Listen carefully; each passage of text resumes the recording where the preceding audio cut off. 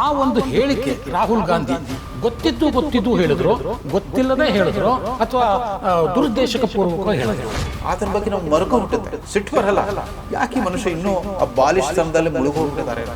ಗುರುಪತ್ವಂತ್ ಸಿಂಗ್ ಪನ್ನು ಕೆನಡಾದಲ್ಲಿ ಒಬ್ಬ ಖಲಿಸ್ತಾನಿ ಉಗ್ರ, ಅವನು ರಾಹುಲ್ ಗಾಂಧಿ ಅವರ ಈ ಹೇಳಿಕೆಯನ್ನು ಸ್ವಾಗತ ಮಾಡಿದ್ದಾರೆ. ಯಾವ ಖಲಿಸ್ತಾನಿ ಹಿಂಸಾಚಾರಕ್ಕೆ ಅವರ ಅಜ್ಜಿ ಬಲಿಯಾಗಿದ್ರು ಅದನ್ನ ಮರೆತೇ ಬಿಟ್ಟಿದ್ದಾರೆ. ಪ್ರಜಾಪ್ರಭುತ್ವ ಇಲ್ಲ ಅಂತ ಹೇಳ್ತಾರೆ, ಚೀನಾನ್ನ ಹೋಗ್ತಾರೆ. ಸೊ ಪ್ರಜಾಪ್ರಭುತ್ವಕ್ಕೂ ಚೀನಾಗೂ ಸಂಬಂಧವೇ ಇಲ್ಲ.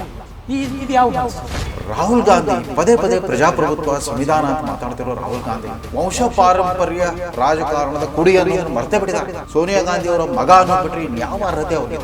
ರಾಹುಲ್ ಗಾಂಧಿ ಅಥವಾ ಕಾಂಗ್ರೆಸ್ ಪಕ್ಷ ಅಥವಾ ಒಟ್ಟಾರೆ ಇಂಡಿ ಒಕ್ಕೂಟಕ್ಕೆ ಭಾರತದಲ್ಲಿ ಪ್ರಯೋಜನ ಆಗುತ್ತೆ ಅನ್ನೋ ಕಾರಣಕ್ಕೆ ರಾಹುಲ್ ಗಾಂಧಿ ಅವರು ಹಾಗೆ ಮಾತಾಡ್ತಿದ್ದಾರೆ.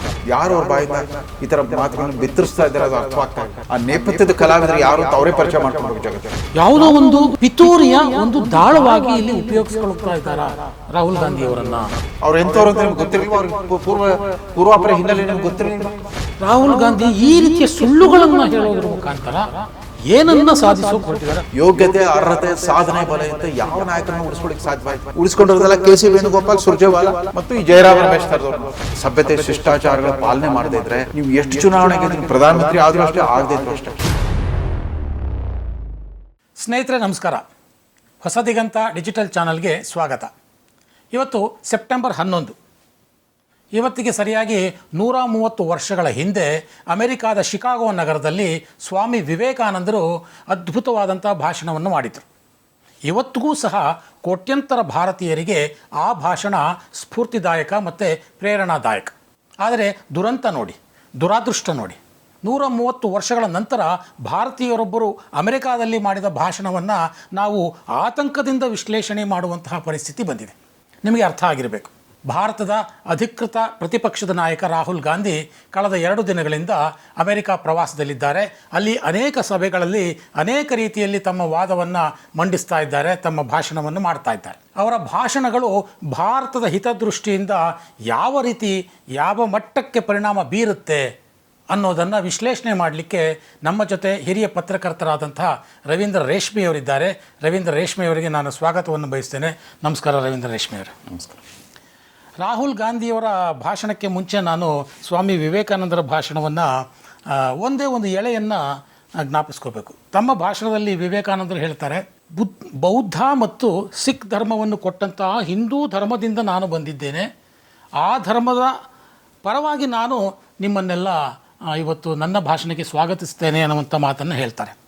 ಆದರೆ ರಾಹುಲ್ ಗಾಂಧಿ ತಮ್ಮ ಭಾಷಣದಲ್ಲಿ ಅದೇ ಸಿಖ್ ಧರ್ಮ ಭಾರತದಲ್ಲಿ ದೌರ್ಜನ್ಯಕ್ಕೆ ಒಳಗಾಗ್ತಿದೆ ಅನ್ನುವಂಥ ಆರೋಪವನ್ನು ಮಾಡ್ತಾರೆ.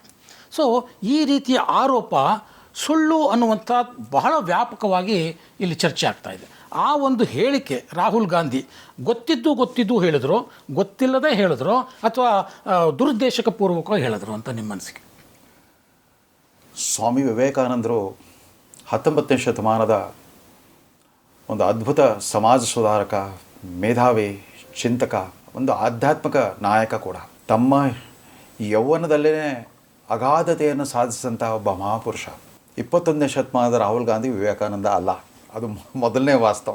9/11 ಅನ್ನೋ ದಿನಾಂಕ ಇದೆಯಲ್ಲ, 21ನೇ ಶತಮಾನದಲ್ಲಿ ಮತ್ತೊಂದು ಅರ್ಥವನ್ನು ಕೂಡ ಪಡ್ಕೊಂಡಿದೆ. ಎಂದಿಗೆ 22 ವರ್ಷಗಳ ಹಿಂದೆ 2001 ಸೆಪ್ಟೆಂಬರ್ 11ನೇ ತಾರೀಕಿಗೆ ನ್ಯೂಯಾರ್ಕ್ನಲ್ಲಿ ಆವತ್ತು ಅಸ್ತಿತ್ವದಲ್ಲಿದ್ದ ವಿಶ್ವ ವಾಣಿಜ್ಯ ಕೇಂದ್ರದ 2 ಗಗನಚುಂಬಿ ಕಟ್ಟಡಗಳನ್ನು ಲಷ್ಕರ್ ಇ ತೊಯ್ಬಾ ಆತ್ಮಹತ್ಯಾ ದಳದ ಭಯೋತ್ಪಾದಕರು ವಿಮಾನದ ಮೂಲಕ ಬಂದುಬಿಟ್ಟು ಧ್ವಂಸ ಮಾಡಿಬಿಟ್ರು. ಮಾನವ ಕುಲದ ಇತಿಹಾಸದಲ್ಲಿ ಅಂಥ ಒಂದು ವಿಚಿತ್ರವಾದ ಭಯಂಕರ ದುರಂತ ನಡೆದಿರಲಿಲ್ಲ. ಸುಮಾರು 4,000 ಜನ ಅವತ್ತು ಮೃತಪಟ್ಟರು ಆ ಕಟ್ಟಡಗಳ ಕುಸಿದು ಬಿದ್ದಾಗ. ಅಂದರೆ ಇಸ್ಲಾಮಿಕ್ ಭಯೋತ್ಪಾದನೆಯ ಅದರ ತೀವ್ರತೆ ಮತ್ತು ಅದರ ಭೀಭತ್ಸತೆ ಇಡೀ ಜಗತ್ತಿಗೆ ಪರಿಚಯವಾಗಿದ್ದೆ ಆವತ್ತು. ನೋಡಿ, ಒಂದೇ ದಿನಾಂಕದಂದು ಕೆಲವು ಅವಿಸ್ಮರಣೀಯ ಘಟನೆಗಳು ನಡೆದಿರುತ್ತೆ, ಇಂಥ ದುರಂತಗಾಥೆಗಳು ಕೂಡ ಸಂಭವಿಸಿರುತ್ತೆ. ಇದೇ ದಿನಾಂಕದಂದು ವಿವೇಕಾನಂದರ ಮಾತುಗಳನ್ನು ನಾವು ಮೆಲ್ಕು ಹಾಕ್ತಿದ್ದೇವೆ. ಅದೇ ರೀತಿ ನಮ್ಮ ರಾಹುಲ್ ಗಾಂಧಿಯವರ ಭಾಷಣಗಳನ್ನು, ಆ ಬಾಲಿಶತನದ ಮಾತುಗಳನ್ನು ನಾವು ವಿಶ್ಲೇಷಣೆ ಮಾಡಬೇಕಾಗಿ ಬಂದಿದೆ. ಇದು ನೋಡಿ, ಕಾಲಧರ್ಮ ಹೆಂಗೆ ಬದಲಾಗಿದೆ ಅಂತಂದ್ಬಿಟ್ಟು. ರಾಹುಲ್ ಗಾಂಧಿಯವರಿಗೆ ಅದು ಯಾಕೋ ಭಾರತದಲ್ಲಿ ಅಂಥ ಮಾತುಗಳನ್ನ ಆಡಲಿಕ್ಕೆ ಯಾಕೆ ಧೈರ್ಯ ಸಾಲ್ತಾ ಇಲ್ಲ, ಅಥವಾ ಅದಕ್ಕೆ ವೀಕ್ಷಕರು ಸಿಗ್ತಾ ಇಲ್ವಾ, TRP ಸಿಗಲ್ವಾ ಭಾರತದಲ್ಲಿ ಮಾತಾಡಿದರೆ ಅಂತಂದ್ಬಿಟ್ಟು. ಅದಕ್ಕೆ ಪ್ರತಿ ಸಾರಿ ಅಮೇರಿಕಾ ಅಥವಾ ಯಾವುದಾದ್ರೂ ಇತರ ಯುರೋಪಿಯನ್ ದೇಶಗಳಿಗೆ ಭೇಟಿ ಕೊಟ್ಟ, ವಿಶೇಷವಾಗಿ ಇಂಗ್ಲೆಂಡ್ ಮತ್ತು ಅಮೇರಿಕಾಗೆ ಭೇಟಿ ಕೊಟ್ಟಾಗ ಅಲ್ಲಿನ ವಿಶ್ವವಿದ್ಯಾಲಯಗಳಲ್ಲೇ ತಮ್ಮ ಕಾರ್ಯಕ್ರಮಗಳನ್ನು ಏರ್ಪಡಿಸ್ಕೊಳ್ತಾರೆ. ಅಲ್ಲಿನ ವಿಶ್ವವಿದ್ಯಾಲಯದ ವಿದ್ಯಾರ್ಥಿಗಳು ಮತ್ತು ಅಧ್ಯಾಪಕ ಸಮುದಾಯನ ಉದ್ದೇಶಿಸ್ಬಿಟ್ಟು ತಮಗೆ ತೋಚಿದ ಮಾತುಗಳನ್ನ ಆಡೋಕ್ಕೆ ಶುರು ಮಾಡ್ತಾರೆ. ಒಂದು ಸುವ್ಯವಸ್ಥಿತವಾದ ತಯಾರಿ ಕೂಡ, ಪೂರ್ವ ತಯಾರಿ ಕೂಡ ಇದ್ದಂತೆ ಕಾಣೋದಿಲ್ಲ. ತಮ್ಮ ಬಿಡಿ ಚಿಂತನೆಗಳನ್ನು ಬಿತ್ತರಿಸ್ತಾ ಹೋಗ್ಬಿಡ್ತಾರೆ. ಭಾರತದಲ್ಲಿ ಆಡಲಿಕ್ಕಾಗದ ಮಾತುಗಳನ್ನ ಅಲ್ಲಿ ಹೇಳ್ಬಿಡ್ತಾರೆ. ಹಿಂದೂಗಳು ಸಿಖ್ಖರ ಮೇಲೆ ದೌರ್ಜನ್ಯ ಸಿಗ್ತಾ ಇದ್ದಾರೆ, ಅವರು ತಮ್ಮ ಟರ್ಬನ್ ಹಾಕೊಳ್ಳೋಕ್ಕೆ ಹೆದರ್ತಾ ಇದ್ದಾರೆ, ಅವರು ಖಡ್ಗ ಇಟ್ಕೊಳ್ಳೋಕೆ ಹೆದರ್ತಾ ಇದ್ದಾರೆ, ಕೈ ಕಡ ಹಾಕೊಳ್ಳೋಕೆ ಹೆದರ್ತಾ ಇದ್ದಾರೆ, ಗುರುದ್ವಾರಕ್ಕೆ ಹೋಗೋದಕ್ಕೆ ಅವರು ಫೈಟ್ ಮಾಡಬೇಕಾದಂಥ ಪರಿಸ್ಥಿತಿ ಬಂದಿದೆ. ಈ ರೀತಿಯ ಹೇಳಿಕೆಗಳನ್ನು ರಾಹುಲ್ ಗಾಂಧಿಯವರು ನೀಡೋದ್ರ ಮುಖಾಂತರ ಯಾರನ್ನು ಮೆಚ್ಚಿಸೋಕೆ ಹೊರಟಿದ್ದಾರೆ? ಒಂದು ಗುರುಪತ್ವಂತ್ ಸಿಂಗ್ ಪನ್ನು, ಕೆನಡಾದಲ್ಲಿ ಒಬ್ಬ ಖಲಿಸ್ತಾನಿ ಉಗ್ರ, ಅವನು ರಾಹುಲ್ ಗಾಂಧಿಯವರ ಈ ಹೇಳಿಕೆಯನ್ನು ಸ್ವಾಗತ ಮಾಡಿದ್ದಾನೆ. ಅಂದರೆ ರಾಹುಲ್ ಗಾಂಧಿಯವರ ಹೇಳಿಕೆ ಯಾರನ್ನು ಮೆಚ್ಚಿಸುವಂಥ ಉದ್ದೇಶವನ್ನು ಹೊಂದಿದೆ ಅನ್ನುವಂಥದ್ದು ನಿಮ್ಮ ಅಭಿಪ್ರಾಯ? ಅದ್ಯಾಕೋ ಇತ್ತೀಚಿನ ದಿನಮಾನಗಳಲ್ಲಿ ಕೆನಡಾ ಮತ್ತು ಅಮೇರಿಕಾ ಸಂಯುಕ್ತ ಸಂಸ್ಥಾನದ ಸರ್ಕಾರಗಳು ಪರೋಕ್ಷವಾಗಿ ಅವಕಾಶ ಸಿಕ್ಕಾಗಲೆಲ್ಲ ಅಲ್ಲಿ ನೆಲೆಸಿರೋ ಈ ಖಲಿಸ್ತಾನಿ ಉಗ್ರವಾದಿಗಳನ್ನು ಬೆಂಬಲಿಸಿಕೊಂಡು ತಮ್ಮ ನಿಲುವನ್ನು ಪ್ರಕಟಿಸ್ತಾ ಬಂದಿದ್ದಾರೆ. ಅದರಲ್ಲೂ ಕೆನಡಾ ದೇಶದ ಪ್ರಧಾನಮಂತ್ರಿ ಅವರಿಗಾಗಲೇ ಆ ಬೆಂಬಲ ಕಳ್ಕೊಂಡ್ಬಿಟ್ಟು ತಮ್ಮ ಪದವಿಯನ್ನು ಕಳ್ಕೊಳ್ಳೋ ಸ್ಥಿತಿಗೆ ತಲುಪಿಬಿಟ್ಟಿದ್ದಾರೆ. ಆ ಖಲಿಸ್ತಾನಿಗಳನ್ನು ಬೆಂಬಲಿಸೋದ್ರ ಮೂಲಕ ಭಾರತ ಸರ್ಕಾರಕ್ಕೆ ಮುಜುಗರ ತರ್ತಾ ಇದ್ದಾರೆ. ರಾಹುಲ್ ಗಾಂಧಿಯವರು ಮರೆತು ಬಿಟ್ಟಿದ್ದಾರೆ ತಮ್ಮ ಅಜ್ಜಿ ಹುತಾತ್ಮರಾಗಲಿಕ್ಕೆ ಯಾರು ಕಾರಣರಾಗಿದ್ದರು, ಯಾವ ಖಲಿಸ್ತಾನಿ ಹಿಂಸಾಚಾರಕ್ಕೆ ಅವರ ಅಜ್ಜಿ ಬಲಿಯಾಗಿದ್ದರು, ಅದನ್ನು ಮರೆತೇ ಬಿಟ್ಟಿದ್ದಾರೆ. ಆ ಬಲಿದಾನದ ನಂತರ ನಡೆದ ಅಘೋರವಾದ ಹತ್ಯಾಕಾಂಡ, ಸಿಖ್ಖರ ಮಾರಣ ಹೋಮ ನಡೆದಿತ್ತು. ಅದಕ್ಕೆ ತಮ್ಮದೇ ಪಕ್ಷದ ಆವತ್ತಿನ ಕೆಲವು ಉತ್ಸಾಹಿ ನಾಯಕರುಗಳು ಒಂದು ದುಸ್ಸಾಹಸಕ್ಕಿಳಿದಿದ್ರು. 3,000 ಜನ ಸಿಖ್ಖರ ಮಾರಣ ಹೋಮ ನಡೆದಿತ್ತು. ನಾನು ಒಬ್ಬ ಹವ್ಯಾಸಿ ವರದಿಗಾರನಾಗಿ ಪ್ರತ್ಯಕ್ಷದರ್ಶಿಯಾಗಿ ಇದನ್ನು ನೋಡಿದ್ದೇನೆ. ದಿಲ್ಲಿಯ ಆ ಕರ್ಫ್ಯೂ ಪೀಡಿತ ಗಲ್ಲಿಗಳಲ್ಲಿ ಆವತ್ತಿನ ನಾಯಕರು, ವಿರೋಧ ಪಕ್ಷದ ನಾಯಕರಾಗಿದ್ದ ಚಂದ್ರಶೇಖರ್, ಜಾರ್ಜ್ ಫರ್ನಾಂಡಿಸ್ ಮುಂತಾದವರ ನೇತೃತ್ವದಲ್ಲಿ ಒಂದು ಪಾದಯಾತ್ರೆ, ಸುಮಾರು 34 ಜನರ ಪಾದಯಾತ್ರೆ ನಾವು ಕೂಡ, ನಮ್ಮ ಕರ್ನಾಟಕ ನಾಯಕರು ರಮೇಶ್ ಕುಮಾರ್, ರಘುಪತಿ, DB ಚಂದ್ರೇಗೌಡರು ಎಲ್ಲ ಇದ್ದರು. ಆವಾಗ ನೋಡಿದ್ವಿ ಎಂಥ ಭಯಗ್ರಸ್ತ ವಾತಾವರಣವಿತ್ತು. ಬಹುಶಃ ಸಿಖ್ ಸಮುದಾಯ ತನ್ನ ಸುಮಾರು 500 ವರ್ಷಗಳ ಇತಿಹಾಸದಲ್ಲೇ ಅಂಥ ಭಯಾನಕ ಸ್ಥಿತಿಯನ್ನು ಯಾವತ್ತೂ ಅನುಭವಿಸಿಲ್ಲ ಅಂತ ಕಾಣುತ್ತೆ. ಪ್ರತಿಯೊಂದು ಸಿಖ್ ಕುಟುಂಬದ ಗಂಡಸರು ಯಾರ್ಯಾರಿದ್ರು, ಪುರುಷರನ್ನೆಲ್ಲ ಹುಡುಕಿ ಅವ್ರನ್ನ ಅತ್ಯಂತ ಬರ್ಬರವಾದ ರೀತಿಯಲ್ಲಿ ಹತ್ಯೆ ಮಾಡಿದರು. ಇವತ್ತು ಲಿಂಚಿಂಗ್, ಮಾಬ್ ಲಿಂಚಿಂಗ್ ಅಂತ ಹೇಳ್ತೀವಲ್ಲ, ಆ ಮಾಬ್ ಲಿಂಚಿಂಗ್ ಅನ್ನೋ ಪದ ಪ್ರಯೋಗ ಆಗದೇ ಇದ್ರು ಕೂಡ ಅವಾಗ ನಡೆದಿದ್ದಲ್ಲ ಮಾಬ್ ಲಿಂಚಿಂಗ್. ಆ ಪ್ರಮಾಣದ ಮಾಬ್ ಲಿಂಚಿಂಗ್ ಬಹುಶಃ ಪ್ರಪಂಚದ ಯಾವ ದೇಶದಲ್ಲೂ ನಡೆದಿರಲಾರದು.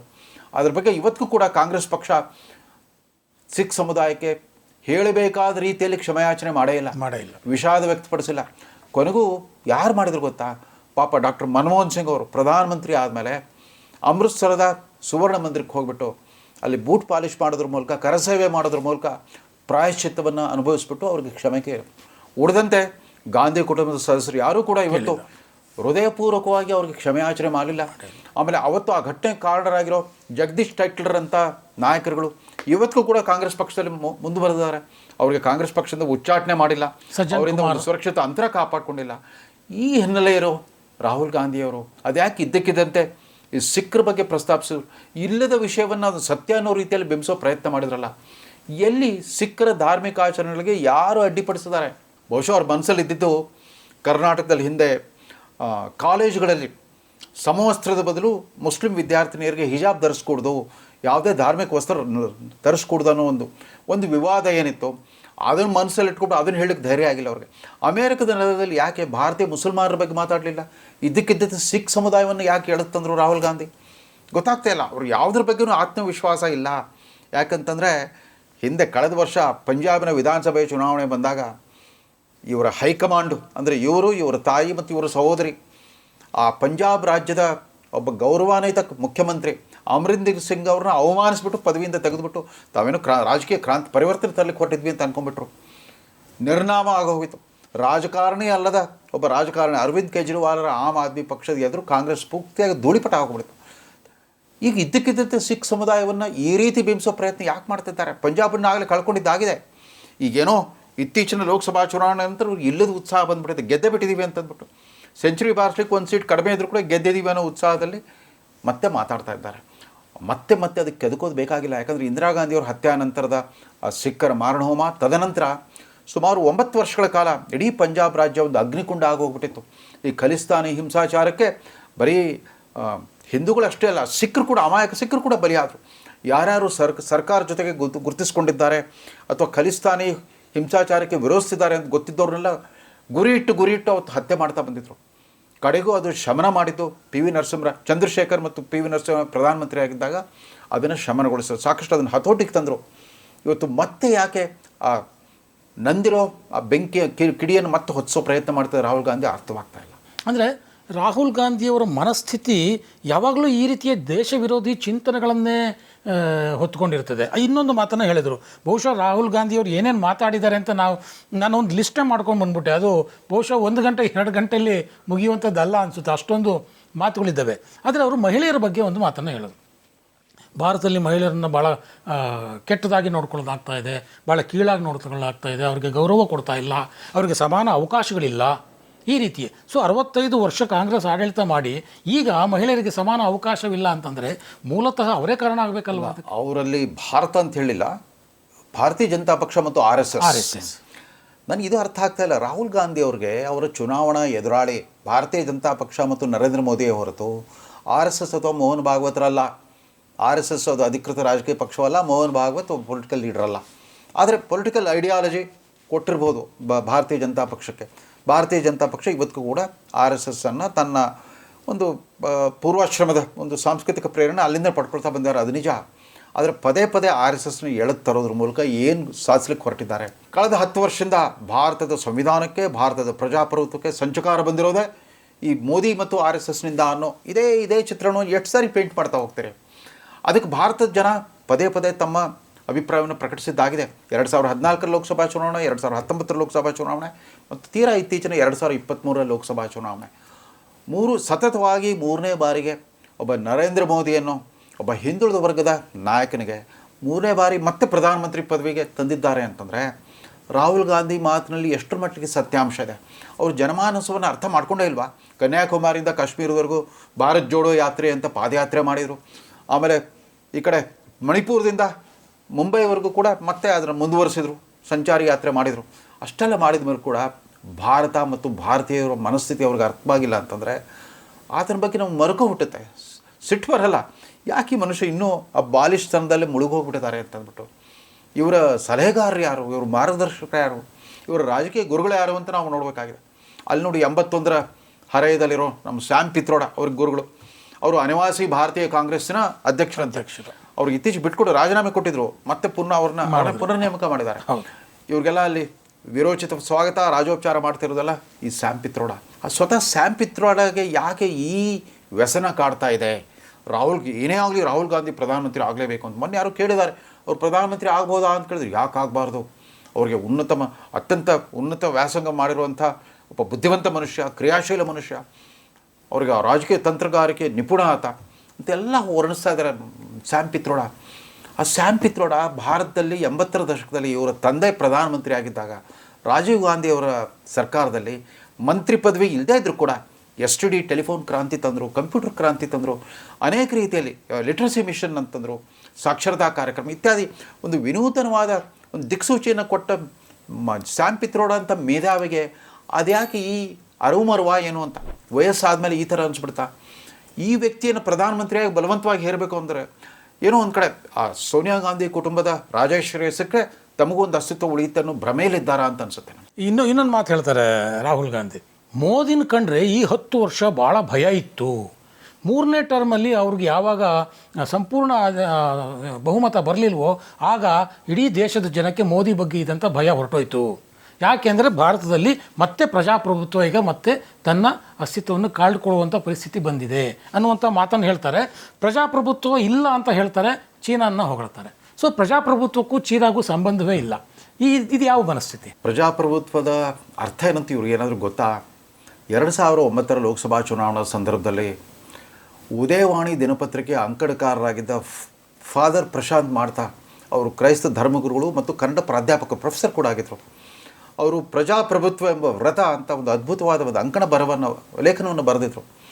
ಅದರಲ್ಲಿ ಅವರು 3 ಥರದ ಮಾನವನ ನಾಗರಿಕತೆಯಲ್ಲಿ 3 ಥರದ ಪ್ರಭುತ್ವಗಳನ್ನು ಗುರುತಿಸ್ತಾರೆ. ಒಂದು ಪಂಗಡ ಪ್ರಭುತ್ವ, ಮತ್ತೊಂದು ರಾಜಪ್ರಭುತ್ವ, ಮತ್ತೊಂದು ಪ್ರಜಾಪ್ರಭುತ್ವ.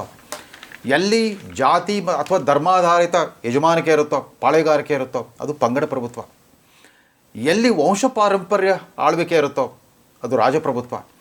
ಎಲ್ಲಿ ಸಮಾನತೆ ಮತ್ತು ಸಹೋದರತ್ವದ ಭಾವನೆ ಮೇಲೆ ಒಂದು ವ್ಯವಸ್ಥೆ ಇರುತ್ತೋ ಅದು ಪ್ರಜಾಪ್ರಭುತ್ವ ಅಂತ. ರಾಹುಲ್ ಗಾಂಧಿ ಪದೇ ಪದೇ ಪ್ರಜಾಪ್ರಭುತ್ವ ಸಂವಿಧಾನ ಅಂತ ಮಾತಾಡ್ತಿರೋ ರಾಹುಲ್ ಗಾಂಧಿ ವಂಶ ಪಾರಂಪರ್ಯ ರಾಜಕಾರಣದ ಕುಡಿ ಅನ್ನೋದನ್ನು ಮರೆತೇ ಬಿಟ್ಟಿದ್ದಾರೆ. ತಾನು ಏಕಾಏಕಿ 34ನೇ ವಯಸ್ಸಲ್ಲಿ ಪಾರ್ಲಿಮೆಂಟ್ ಮೆಂಬರ್ ಆಗಲಿಕ್ಕೆ ಏನು ಕಾರಣ? ಸೋನಿಯಾ ಗಾಂಧಿ ಅವರ ಮಗ ಅನ್ನೋದು ಬಿಟ್ಟರೆ ಇನ್ಯಾವ ಅರ್ಹತೆ ಅವ್ರಿಗಿತ್ತು? ಆಮೇಲೆ ಅವ್ರಿಗೆ ಪದನಾಮ ಇರಲಿ ಬಿಡಲಿ, ಕಾಂಗ್ರೆಸ್ ಪಕ್ಷದ ಯಜಮಾನಕ್ಕೆ ಅವರದ್ದೇ. ಇವಾಗ ಇತ್ತೀಚಿನ ದಿನಗಳು ಹೊಸ ಪಾಠ ಸಾಮಾಜಿಕ ನ್ಯಾಯದ ಪಾಠಗಳನ್ನು ಇತ್ತೀಚೆಗೆ ಕಲಿತವರಂತೆ ಮಾತಾಡ್ತಾ ಇದ್ದಾರೆ. ಇಡೀ ದೇಶದ ಸಂಪತ್ತು ಮತ್ತು ಸವಲತ್ತುಗಳೆಲ್ಲ 10% ಜನಸಂಖ್ಯೆಗೆ ಮಾತ್ರ ಸೀಮಿತವಾಗಿಬಿಟ್ಟಿದೆ. ಇನ್ನು 90% ಜನ ಅವ್ರಿಗೆ ಯಾವ ಅವಕಾಶಗಳು ಇಲ್ಲ ಅಂತ ಮಾತಾಡ್ತಾ ಇದ್ದಾರೆ. ತಳ ಸಮುದಾಯಗಳ ಬಗ್ಗೆ ಮಾತಾಡ್ತಾರೆ. 75 ವರ್ಷಗಳಾದರೂ ಕೂಡ ಅಖಿಲ ಭಾರತ ಕಾಂಗ್ರೆಸ್ ಪಕ್ಷದ ಯಜಮಾನಿಕೆ ಯಾಕೆ ಬರೀ ಇವರ ಕುಟುಂಬದಲ್ಲೇ ಕೇಂದ್ರೀಕೃತವಾಗಿದೆ? ಬೇರೆಯವ್ರಿಗೆ ಎಂಟ್ರಿನೇ ಇಲ್ವಾ? ಇವತ್ತು ಮಲ್ಲಿಕಾರ್ಜುನ್ ಖರ್ಗೆ ಅವರು ಆಕಸ್ಮಿಕವಾಗಿ ಅವರು ಅಧ್ಯಕ್ಷರಾಗಿಬಿಟ್ರು. ಅಧ್ಯಕ್ಷರವರು, ಬಟ್ ಯಜಮಾನರು ಮಾತ್ರ ಇವರೇ. ಅವರ ತಾಯಿ ಇವರು ಮತ್ತು ಈಗ ಅವ್ರ ಸಹೋದರಿ ಕೂಡ ನಾಯಕಿ ಆಗೋಗ್ಬಿಟ್ಟಿದ್ದಾರೆ. ಈ ಕೌಟುಂಬಿಕ ಮಾಲೀಕತ್ವದ ಬಗ್ಗೆ ರಾಹುಲ್ ಗಾಂಧಿ ಯಾಕೆ ಮಾತಾಡ್ತಾ ಇಲ್ಲ? ಅದು ಪ್ರಜಾಪ್ರಭುತ್ವ ಅಥವಾ ಅದು ಸೆಕ್ಯುಲರಿಸಮ? ನನ್ನ ಪ್ರಕಾರ ಈ ಡೈನಾಸ್ಟಿಕ್ ಪಾಲಿಟಿಕ್ಸ್ ಅದು ಸ್ವಜನ ಪಕ್ಷಪಾತದ ಅತ್ಯಂತ ಕೆಟ್ಟ ಕೆಟ್ಟ ಸ್ಥಿತಿ. ಅದು ಜಾತೀಯತೆಯೇ ಸ್ವಜನ ಪಕ್ಷಪಾತದ ಅತ್ಯಂತ ಹೇಯ ಸ್ಥಿತಿ. ಯಾಕಂದರೆ ನಮ್ಮವನು ಅನ್ನೋ ಕಾರಣಕ್ಕಾಗಿ ಒಬ್ಬ ಅಯೋಗ್ಯನನ್ನು, ಭ್ರಷ್ಟನನ್ನು ಸಮರ್ಸ್ಕೊಳ್ಳೋದು, ಬೆಂಬಲಿಸೋದು ಅದು ಜಾತೀಯತೆಯ ಮುಖ್ಯ ಲಕ್ಷಣ. ಮತ್ತೊಬ್ಬನನ್ನು ಜಾತಿಯವನಲ್ಲ ಅನ್ನೋ ಏಕೈಕ ಕಾರಣಕ್ಕಾಗಿ ಆತನ ಅನಗತ್ಯವಾಗಿ ದ್ವೇಷಿಸೋದು, ತುಳಿಯೋದು, ಆತನ ಕಾಲಿಳಿಯೋದು ಇದು ಜಾತೀಯತೆಯ ಲಕ್ಷಣ. ಆದರೆ ಜಾತಿ ಅಂತಂದಾಗ ನಿಮ್ಮ ರಕ್ತ ಸಂಬಂಧಿಕರಲ್ಲದ ಒಂದು ಲಕ್ಷಾಂತರ ಜನ ಒಂದು ದೊಡ್ಡ ಸಮುದಾಯ ಇರುತ್ತೆ. ಅಲ್ಲಿ ಕೆಲವರಾದರೂ ಯೋಗ್ಯರು, ಸಮರ್ಥರು, ಅರ್ಹರಿಗೆ ಅವಕಾಶ ಸಿಗೋ ಒಂದು ಕನಸಾದರೂ ಇರುತ್ತೆ. ಈ ಕುಟುಂಬ ರಾಜಕಾರಣ ಅಂದರೆ ಇಲ್ಲವೇ ಇಲ್ಲ. ಅದೊಂದು ಗೇಟೆಡ್ ಕಮ್ಯುನಿಟಿ. ಅಲ್ಲೇನಾದರೂ ಕೂಡ ತಂದೆ, ತಾಯಿ, ಮಗ, ಅಜ್ಜಿ, ಅಜ್ಜ ಅವ್ರಿಗಷ್ಟೇ ಅವಕಾಶಗಳು.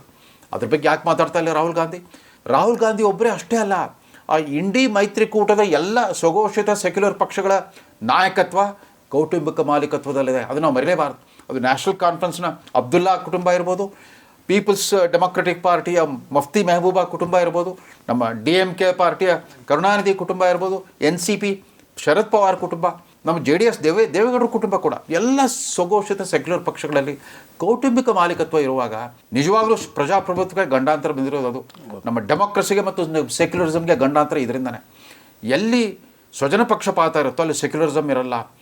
ಎಲ್ಲ ಬಗೆಯ ಸ್ವಜನ ಪಕ್ಷಪಾತದ ನಿರಾಕರಣೆ ನಿಜವಾದ ಸೆಕ್ಯುಲರಿಸಮ್. ಅದು ಸುಮ್ಮನೆ RSSನ ವಿರೋಧಿಸೋದು, ಮೋದಿಯನ್ನು ಖಂಡಿಸ್ಬಿಟ್ರೆ ಸೆಕ್ಯುಲರಿಸಮ್ ಅಲ್ಲ, ಅಥವಾ ಹಿಂದೂ ಧರ್ಮವನ್ನು ಬೇಕಾಬಿಟ್ಟಿಯಾಗಿ ಖಂಡಿಸ್ತಾ ಹೋದರೆ ಸೆಕ್ಯುಲರಿಸಮ್ ಅಲ್ಲ. ಸರ್ವಧರ್ಮ ಸಮಾನತೆ, ಸಹಿಷ್ಣುತೆ, ಸಹಬಾಳ್ವೆ ಮತ್ತು ಸಾಮರಸ್ಯವನ್ನು ಬಯಸೋ ಒಂದು ಮನಸ್ಥಿತಿ ಇರುತ್ತಲ್ಲ ಅದು ನಿಜವಾದ ಸೆಕ್ಯುಲರಿಸಮ್. ಡೆಮಾಕ್ರಸಿ ಅಂದ್ರೂ ಅಷ್ಟೇ.